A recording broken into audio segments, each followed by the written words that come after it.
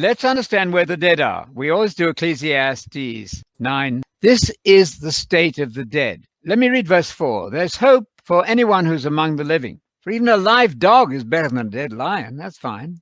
The living know that they're going to die. How very true that is. But let's get this clear. The dead do not know anything. They have no further reward in death. There's nothing coming right then because the memory of them is forgotten. And down in verse 10, even stronger, whatever you find to do with your hand, whatever you get up to do tomorrow and in subsequent days, do it with all your might. For in Sheol is gravedom, the whole world of the dead, seen as one huge tomb. In Sheol, nothing is going on. Is it clear?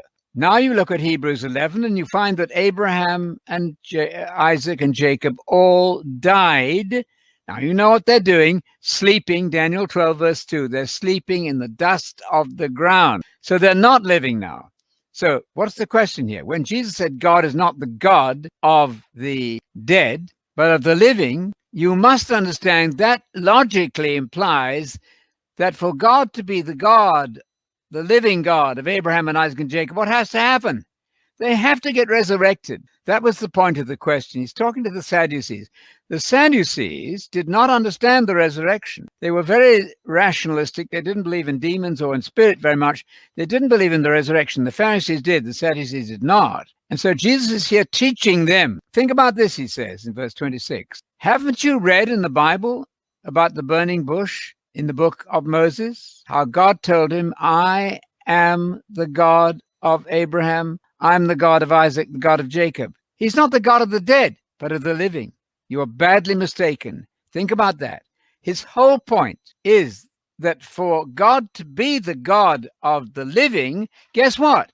There must be a resurrection of Abraham and Isaac and Jacob. But that was the question at hand.